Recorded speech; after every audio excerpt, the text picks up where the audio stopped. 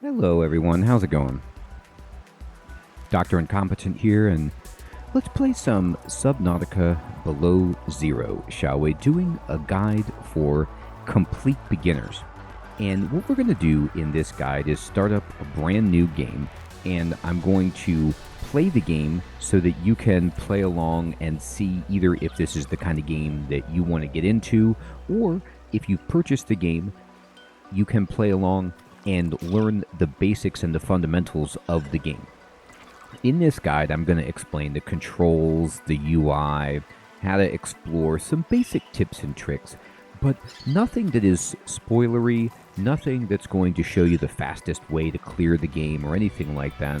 Instead, I just want to provide you with enough so that you can explore and enjoy this game at your own pace, because it really is a great sequel to Subnautica, and yet there are some significant changes from the original game that you need to know about that we will kind of uncover as they emerge in this guide. So if you want to learn to play Subnautica Below Zero and play along, this is the guide for you. Let's get going. Now, I also will say I have a complete playthrough of Subnautica Below Zero, my Let's Play on the channel. That is my first time playing through the game, if you want to see the entire game covered. I also have a full Let's Play and guide on the original Subnautica, if you're interested in that one. So we're going to click play, and we're just going to start a new game. And when we start a new game, we have several choices here. And I always play on survival mode, which is kind of like the standard Subnautica experience. You are surviving alone on 4546B while investigating the death of our sister. That's kind of the story, and we'll see that emerge. And we're going to need all of these little icons, which means food, water, health, oxygen, and temperature is a concern. Temperature is not a concern in the original Subnautica. This is a new thing because, well, look at all these icebergs and such behind us. It's a cold environment we're in, so we got to watch out for that. And we're not going to play on hardcore, which means, you only have one life. We're just going to do this on the kind of default experience. And so, the game is going to load up. There's a fantastic ship that we see flying by up top. And then at the upper right, you could see a little teeny circular pod kind of like being launched out of this bigger ship. And, well, that's us. One of the things that you're going to notice immediately in this game is that we actually have an identity as a main character. This is the farthest that I can take you on company space bucks, Robin. You sure you want this? The research is in everything. It is to me, and Sam. I need to know what happened. The meteor storm.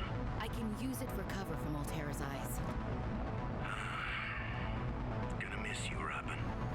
I'll find my way back. All right.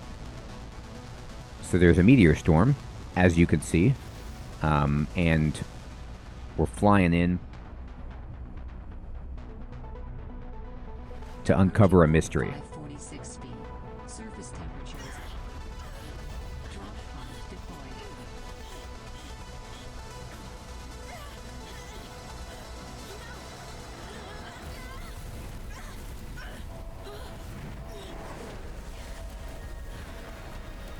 Bit of a rough landing there.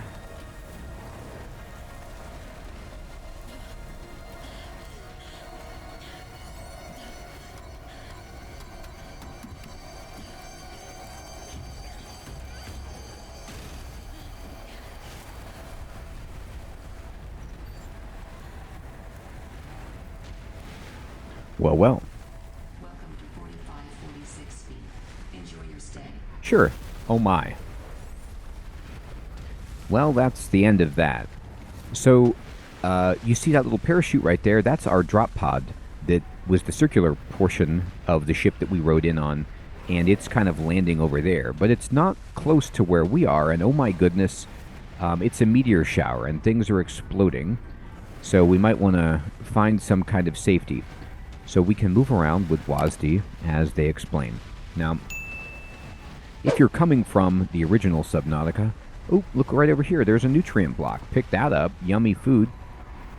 And there's a flare. We'll pick this up. And I didn't really mean to use it, so I'm just going to... immediately it equipped it. I just pushed the number 2 on the keyboard to access item slot number 2 on my quick board to get rid of my quick slots, rather, to get rid of that flare because I don't need it. Here we go. Here's some more stuff. Here is some water.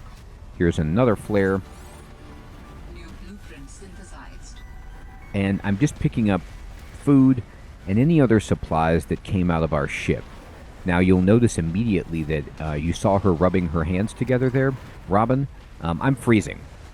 So I can't stand around and talk to you for a moment because I need to figure out how we can warm up. Now, if I use this flare, it'll help me light a cave, but it doesn't help me warm up. But what does help me warm up Holy smokes. is this. That did not go as planned. I should find a way into the water and get to the drop pod. We should. So these plants that radiate towards you, you could see that heat is just coming off of them, and they will rotate in your direction and then radiate heat off, which will keep you warm. So it says press tab to open or close the PDA, and we'll press it right here.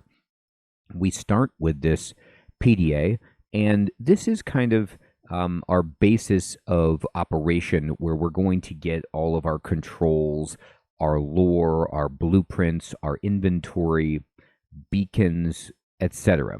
Now, I have it set so that the game pauses when I am in the PDA. I recommend you do that as well, because it allows you to kind of look at things without having to worry about what's going on in the environment. It even pauses, for example, your hunger, your hydration, your temperature gauge, your oxygen, so that you can just, take a moment to collect yourself and read information if you need it without being stressed out. And I like this a lot in this game.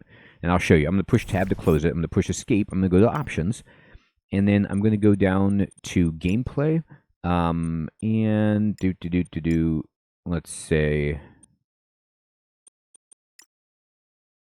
here we go. Sorry, not gameplay. Gameplay is custom game mode, which we're not going to mess with. These are in accessibility.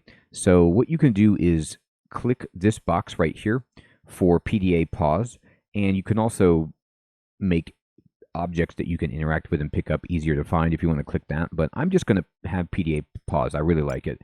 And I think that's a good setting to just enable for new players. So now that we're warm, let's go back to our PDA and check our inventory. So all of the things that we just picked up out there are here. And these all take up 1 square of our gridded inventory. Some bigger items may take up more than 1 square. You have no weight in your inventory. You just have space that is determined by the different items that you're carrying, and you can kind of... it looks like it automatically sorts these, so I have 4 flares, 2 water, and 2 nutrient blocks. Water, if I mouse over this, for example, it gives you H2O plus 25. This is a 6-ounce filtered using an all-organic membrane, non-vegetarian water. And water is down here and is this blue radial. So down here you have our heads-up display, or our UI, that shows our vitals. The red circular radial is our health. The yellow radial that's at 45 is our satiety, or our hunger. This blue radial that's at 83 is our water. This green radial is our oxygen, and this large radial is temperature. And I believe that these radials, temperature and oxygen, will swap to put into focus or make larger the radial that's more important. So I'm currently on the surface, but if I'm underwater and oxygen is important, then that will become the bigger indicator for me, because temperature is less important. It's actually, in this game, generally warmer under the water than it is up here in Snowland. So if I were to drink this filtered water right here by left-clicking it, and you could see when you mouse over, you get this nice tooltip, and it tells you what the controls are. And of course, I'm playing on keyboard and mouse on a PC, but your controls will update dynamically if you're, on a console using a controller, whatever. And I can consume or drop this item. So left-click will drink it. Now, I'm at 83 hydration, which means that if I were to consume this, I would go to 100, which is the max, but I would waste some water. I don't really need to drink until I'm below 75 to get full usage and efficiency out of this water, so I'm not going to. Same thing for this nutrient block. This gives me 75 food, and you can see I'm at 45 food. So, you would think that, well, I can only eat 55, but actually food works differently than water. I will left click this right now, and you can see I actually went to 120. So you can go slightly above 100 with your food, but you can't with health or with water. It's just, I can stuff myself basically on my food. And this flare does provide some cold resistance. So I was saying it's not really warming me up. It wasn't warming me up significantly, but it will reduce the rate at which I get cold. Not enough necessarily to make a huge difference, but it is something. And these flowers are going to be the way that I stay warm for now, is just kind of look out for these or any geysers on the ground, any environmental warmth that we can find. It's also good, though, as a light source and distracting predators, so you might want to keep them around. Now, as I look, the next tab over on my PDA is my blueprints. I have none currently. Then I have my beacon, and this is my drop pod, which we talked about, and it is marked in orange, which we saw the parachute as it's kind of working its way down to land, and this will help us locate it. Now, I can change the color of this beacon I could make it red, I could make it green by going over here. I can also click this eyeball button to hide this so that it doesn't show up on my world map, or my vision rather. Currently, if you look right over here in the left center of the screen, there's a little teeny drop pod icon. It's in orange. It's telling me it's over here. But if I click the eyeball, I can hide it. You can also click this to hide or show all of your beacons. Then you can replay your voice log if you want to hear it again, and you also have a data bank, and this gives you information, like for example, what you need to do to survive, and this is extremely useful. This lore is optional a lot of the time, but it provides you with good information. So this one right here says, your survival checklist is to retreat to a safe environment, administer first aid if required, retrieve emergency supplies if available. We got some of those. Survey the environment for threats and resources. Well, we found this flower. Find or construct a reliable habitat. We definitely need to do that. Construct necessary survival equipment using the Habitats Fabricator. We don't have one of those. So we're about on step, in the step 3 and 4 range on this survival list. And this is explaining the surface. So adventurers exploring the surface in cold weather climates are advised to take additional precautions. This is how the game is so much different from the first one. We're on the same world as the first Subnautica, but that was largely underwater, and the only surface places that we found were tropical. They were like, islands that had, very, very nice temperatures and lush vegetation. We are arriving at maybe one of the planet's poles, for example, and it's really cold here, and it is a totally different situation. So there's, high winds, and they do tell you right here, if you're wearing a standard issue AEP suit, bodies of water may provide safety from extreme cold.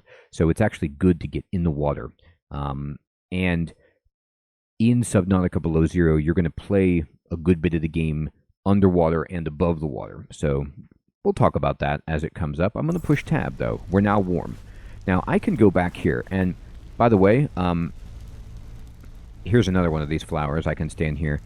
You can walk with WASD, or you can push shift to run. Now, I have it set so I just push shift and I toggle it to sprint. There is no stamina, so, you might as well run if you can. You can see now my temperature is dropping, but I don't even need to get that close to this flower before it just kind of rotates towards me and warms me up. It's so nice.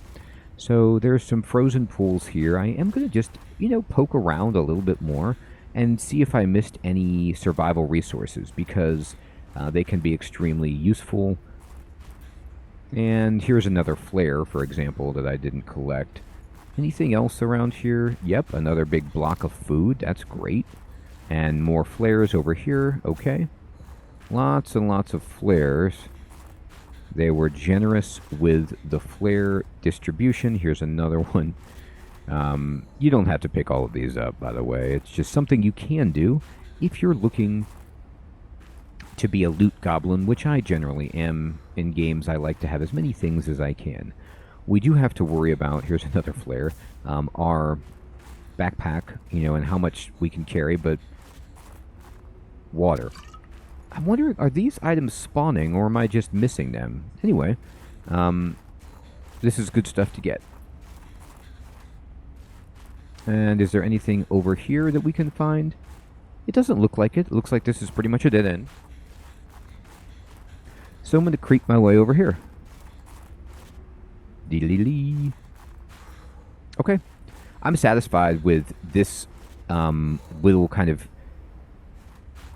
gully that we've dropped into. It's almost like a crater, and it's walled in on all sides. So the only way out are these two paths with the flowers over here, and let's go explore them. So I'm going to go here and warm up.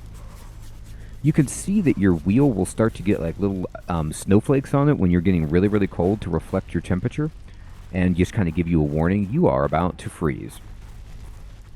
So just stay close to these flowers early. And by the way, you can see this path just connects to the previous one. And we don't have a compass, so we don't know which direction we're going, but there's not many spaces that we can go. What I like to do is just take my time and stand here at these flowers and really look around until I'm ready to make a break for it away from their warmth. And we can see that there is our drop pod over there, 170 meters away, and it looks like it's landed in the water. And I'm just going to go down here, and there's the water. Now, at first when I was playing, I was like, well, I don't want to jump in this freezing cold water, but that is the humorous part of the game. You can jump, by the way, with spacebar.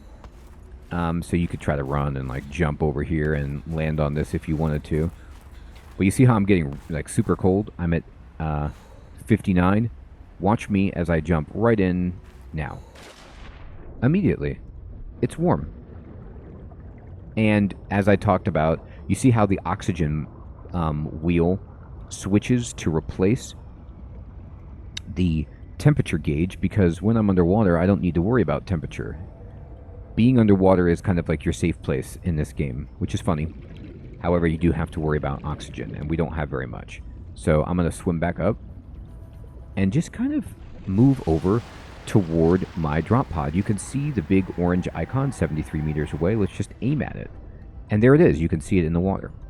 So when you get into the water in the beginning of Subnautica Below Zero, you're going to notice that the seafloor is, slightly different than before. There are these kind of like tentacle things reaching around these formations that look like vines or tentacles. And there's different plant life. Some of the fish, like these peepers, you're going to recognize from the previous game. And that being said, some of your instincts from Subnautica need to be shifted because they've changed the balance of certain resources, where you get certain items, the frequency of, and difficulty to find some items. So just to give you one example, table coral was very easy to get in the first game, and it's actually a little bit more challenging to find in this one. But then some things that were hard in the first game are really easy in this one. So I'm looking around and I see some stuff, there's this awesome kind of structure here. There's a mountain over there. There's some land. And there are these like penguin looking life forms here. Some fish jumping out of the water. But let's go into our drop pod. So it's already set itself up and I can enter my base. Found the drop pod. We did. And this is very much like, oh, we got a communication log. I want to offer my sincerest condolences on the passing of your sister. I got to know Sam better towards the end of my mandate with Altera on 4546B, when we were thrown together as base mates at Outpost Zero. She spoke often and fondly of you. I thought you should know, it didn't sit right with me when Altera blamed Sam's death on negligence. The Samantha Ayu I met was many things. Kind, clever, devoted to her work, but never negligent. I wish I could offer you something more substantial, but my access to information has been cut off. You may be in a better position to look into things than I am. If you're able to, Delta Station was our HQ. They were in a big hurry to leave, and there might still be information to be found there. It has a big radio tower, impossible to miss. I hope you find the answers you seek. Lillian Bench. Okay, so now we're getting more information here that we didn't have access to, and Robin is looking for her sister, or more specifically, she's looking for what led to her death and what's going on. She needs to tie up the mystery of Sam. This is another major difference from the first game, which is there is a really tight narrative where you have a clear identity as a character and a clear purpose here. In the first game, you just kind of crashed on the planet and you weren't sure. It was very difficult to discover like who you even were, what your role was on the ship, and what you were doing there. And your objective was just kind of to get out of there. And in this game, you are intentionally here to solve like, some kind of, I don't want to say murder mystery, but mysterious circumstances around your sister's death, and you need closure on this. So you can find more information here. There's a notice of death that you can read, and there are these messages from your sister that you can listen to get more story. And I think these are great. The voice acting in the game is fantastic. For the purposes of the guide, I'm not going to go through all of this. I'm going to be focusing more on the controls, how to survive, how to get around, and things like that. But in my Let's Play, I do read and listen to every single databank entry if you're interested in a more, immersive experience. Well, Sam, I guess I might as well gather some tools and resources before starting my search. Hope that radio tower's as easy to spot as Lil said. So we're looking for the radio tower that Lillian mentioned there at Delta Station, and you could see once we're inside our little drop pod, it's very much like the escape pod from the first game, and it is provides oxygen, it has a good temperature, and it has a fabricator and a storage. So there's nothing in the storage, but I'm going to put some stuff in there right now. I'm going to click on it, and I do not need to carry around this many flares. I actually hardly ever use flares. I'll carry one for old time's sake. I will carry, though, my food and water, because that's important. And actually, speaking of water, I'm going to just drink one of them right now to keep myself close to 100. And once you click on the fabricator, you can see that the game will provide these yellow badges in the upper right to show you what's new and how many recipes you have that we can make. So we can make these different resources. And, we have basic materials, glass, rubber, fiber mesh, these electronic components we can make, and we definitely want fins, we want a better oxygen tank, first aid kit, and then as far as tools, we have to get a scanner, we want a flashlight, we need a knife. There's so many things that we want. A waterproof locker is also good. So what I'm going to do is I'm actually going to go into tools, and I'm going to right-click scanner, and I'm going to right-click the knife. And these are, you can see in the upper right, pinning these blueprints so that I know like what resources I want, because I need all of this stuff at the moment. And so you can see like to get titanium, that's just a raw resource. But to get a battery, I can mouse over it and see what it takes to make it. Or same thing for the silicon rubber. I need creepvine seed clusters, to get this going, and I need it for my fins. Fiber mesh is creepvine samples, so we need creepvine, And for the battery, we need ribbon plants and copper ore. Now, this is different than Subnautica. The battery does not require the mushrooms like it did in the first game. You need ribbon plants and copper ore. So that's a change as well. But remember, the PDA is basically... oh, and let's catch some fish. Caught them. So this is how you get water early game. You catch these fish that at night are super easy to see. Those are bladderfish. So a lot of the stuff is iridescent. This is a hoopfish. This is better for eating.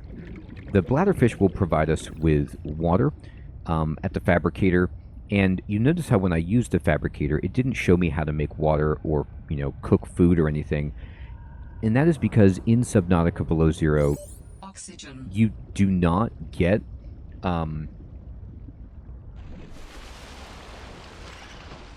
recipes for a lot of things until you collect the resource. So for example, like here's quartz right here, and she'll start to log these materials and expand what is available to make based on what we can find.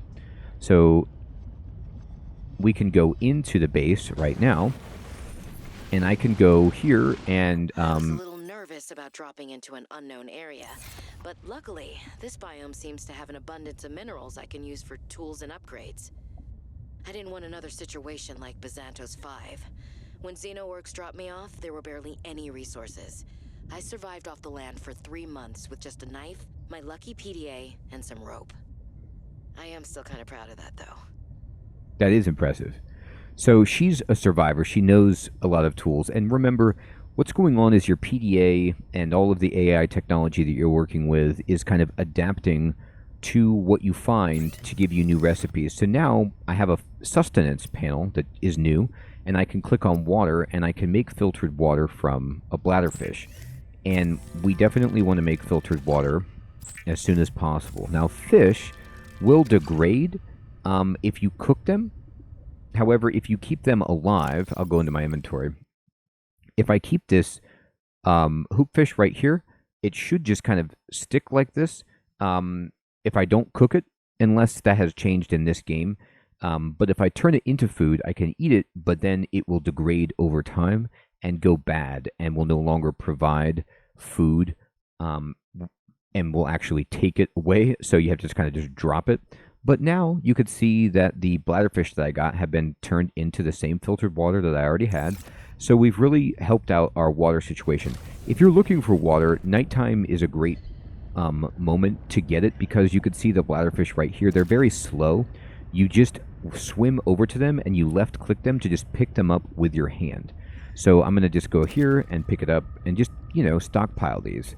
Here is New creature discovered. an Arctic peeper, so a kind of buddy to the peeper from the first game. Oops, I don't want that out. And you can see all of these fish are going into my hotbar, and that's simply because I don't have anything there. And there's a boomerang fish. Get him. Okay, or not. Let's go get... We need oxygen. Now, you can swim to the surface, or what you can do is just swim to your base and get O2 in here. Now, you notice how I almost ran out of oxygen and I was starting to black out. You have a little bit of time after you run out of oxygen where you can make it to the surface or into a place that has oxygen before you die.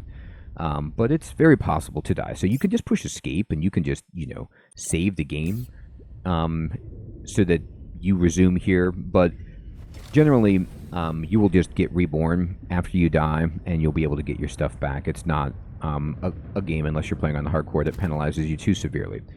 Now, here is a mineral. Now, I'm breaking this with my hand, and I got some titanium. So you can look for these little outcroppings of stone, and these are limestone. You can see right here. And we just kind of go bam, bam, bam, and we got some copper. And you will notice we have very, very little oxygen, so... got him. Creature discovered. We don't get to swim out very long. So we want to make... here we go. The survival tools for ourselves as fast as possible. So I'm going to go ahead and just put all of these fish inside here. and just leave them in this storage for now. I have titanium, copper, and quartz. And we'll use those fish, turn them into food as we need them. So what we're going to be looking for, here are ribbon plants. They look like this. Plants contain electrolytic materials that can be used in energy storage. So these let us make batteries. So to make a battery, I need... here, I'll show you.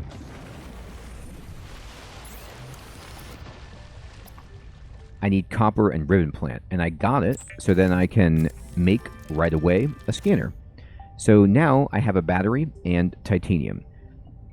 Remember, you can mouse over anything to see what you need to get it, but those ribbon plants that we just found are what we need to make batteries. So it's really easy. We got a piece of copper from limestone, and the limestone has a chance to give you copper or titanium. It's kind of random. But once you get the materials, now we can go into personal, and we can go into tools, and we can make a scanner. And there we go. All right, I have a scanner. We got a scanner. In goes a battery and titanium. Out comes a scanner. Every xenobiologist's favorite tool. This planet has some fascinating flora and fauna, and I can't wait to learn about them. This will also give me access to a greater tool set.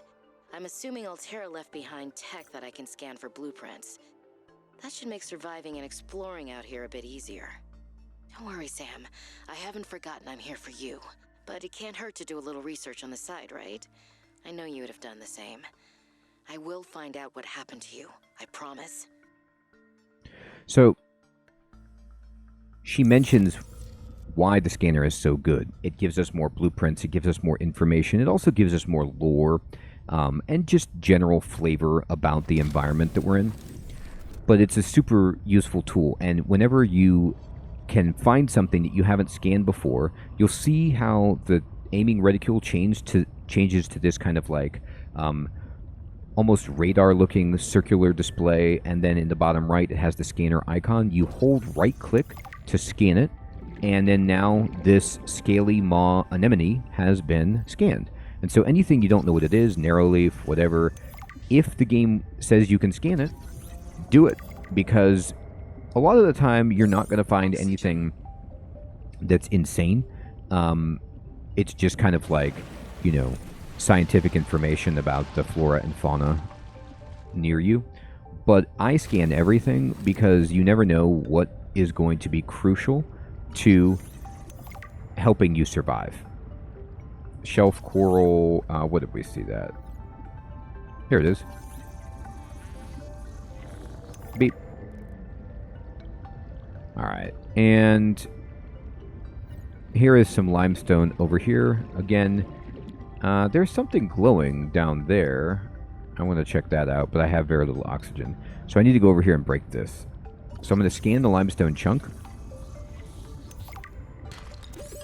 And we're going to go to the surface. We don't have time to get to our base, I don't think. I'm just going to swim straight up. Get some air. Okay. Oh, here's my guys. Can we scan these? Yep, penwig.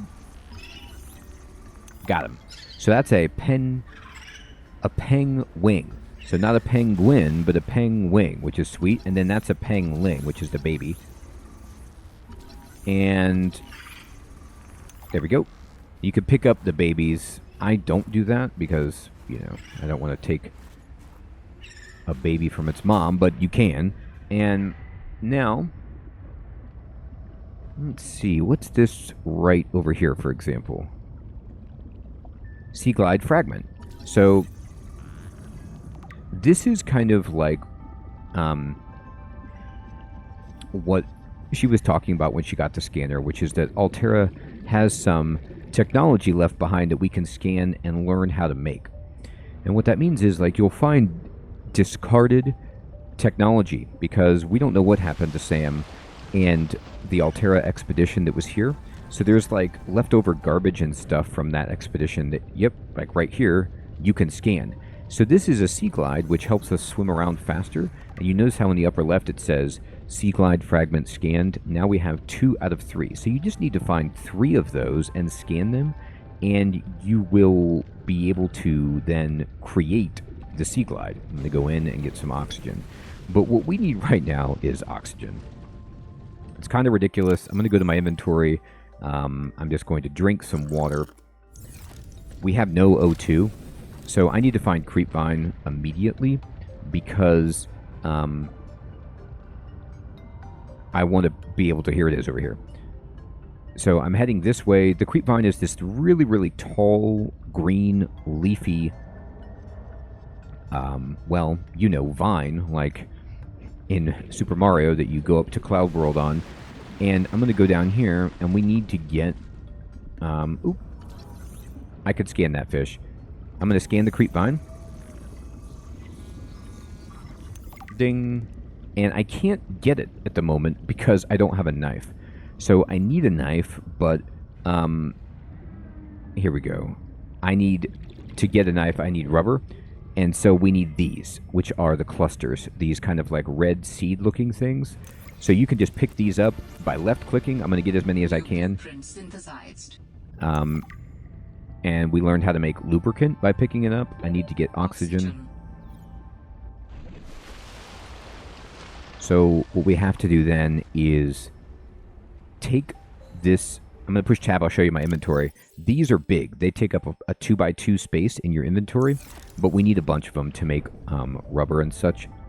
So we can use these to make better fins so we can swim faster, and so that we can make our knife, which will allow us to collect Creepvine so that we can make the fiber mesh to create our O2 tank, which will let us swim for more than 45 seconds at a time, which is brutal. I'm going to go here to resources and basic materials, and you can see I can make silicone rubber and I can make lubricant. So I'm going to make the rubber. Make the rubber. I'm going to make 3 rubber. Oh, no, I'm sorry. I'm making 2 for each Creepvine seed cluster. I read that wrong. I thought it was taking 2 to make 1. But no, it's making a lot. And I'm also going to make some lubricant, just in case. I don't know what I might need that for at the moment, but my bet is I will need it at some point. So I'm going to make... I need 2 rubber for my fins, and I need 1 for my knife at the very least right now. So I will make some more rubber. I'm turning all of my Creepvine and 1 lubricant into stuff. And then now it's been processed. And then I'm going to go over here to personal, and we are right away going to make these fins. They increase our movement speed by 15%, which is great. And then under tools, I'm going to make the survival knife. Jackpot. And then I automatically equip the fins. So you can see when I go to inventory, on the right, I have an equipment paper doll where I can have slots. You see, I'm not naked. Like, she's wearing gloves. She has a swimsuit on. But it doesn't register as anything beyond, like, her pajamas, basically. It's not giving us any bonuses. It's just neutral. Now, I do have a knife, so I'm going to pick up this knife. I'm going to hold left-click, and I'm going to drag it to the quick slot down below. And now when I push 1, which is the leftmost bubble, I will select my knife. 2 is my scanner. 3 would be a flare, and then 4 and 5 are just empty for the time being. And I'm going to leave them that way. And I'm going to push tab. I don't want a flare, but I do want my scanner. I'm going to open storage. I'm going to put away rubber and silicone, or lubricant rather, because I don't need to carry it at the moment. Just keeping my inventory pretty free because that Creepvine is enormous. And this looks good. So I am going to drink a water. And I'm not going to eat. We're okay for now. Okay. So now you'll notice I'm swimming faster. And what I need is to go back to that Creepvine that we found. Where was that? Over here.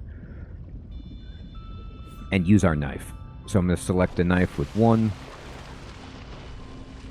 And there's fish everywhere. And we can just, pick them up. Beep. This is free food, early. There we go. And here's the Creepvine. So at the Creepvine, oh, and there's a sea monkey. I can right-click, to collect the Creepvine sample. And I'm just going to collect as many as I can. And we're going to go back. So if I go to my inventory, you see these are big, these Creepvine samples, and they will go bad.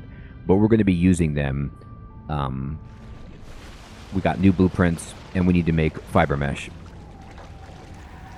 But also, what we need is some titanium. So we're kind of looking for these limestone chunks. Chance of copper, it says. We got copper. We actually want titanium, which is sad, but that's okay. So I'm just kind of like poking around, looking for more titanium. And that's our ribbon plant cave. Alright, I'm going to go in. I'm going to use the fabricator. And I'm going to go here, and we can make fiber mesh. And I'm going to make this... The creep vine does go bad. It's not the end of the world. But I'm just going to turn a bunch of this into fiber mesh. It makes it smaller and easier to manage. And you see how it takes 2 creep vine for fiber mesh. So I'm going to open this up, and I'm going to put all but 1 away. Because my pinned blueprint... oh, and by the way, let me push tab. Let me go to my blueprints. Let me turn off the fins by left-clicking on it and click on the survival knife to turn that off. Because we've made those other things, so I don't need the screen clutter of those blueprints there anymore. I'm done. And here's 2 potential limestone. Here's titanium, great. And we got copper. I meant to say potential titanium sources. We're still looking for the sea glide fragments, by the way.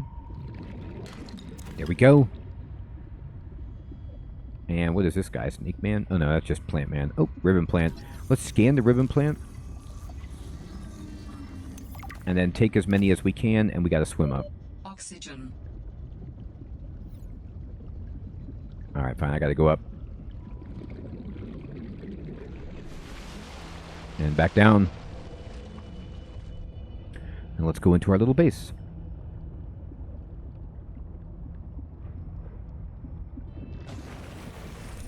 Okay, so now you can see in the upper right, I have everything I need to make the better oxygen tank. I'm going to go to equipment, and we're going to make a standard O2 tank. And it will automatically equip. To your data bank. The standard oxygen tank can be upgraded for deluxe and VIP breathing. Indeed. So we can make this tank even better. I'm going to push tab. I'm going to turn off the blueprint for that.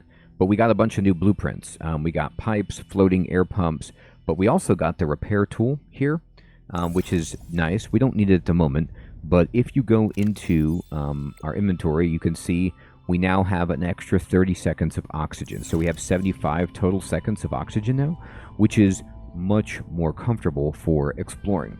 And this is the kind of early arc of Subnautica Below Zero. What you're going to want to do is just try to make every technology that you can.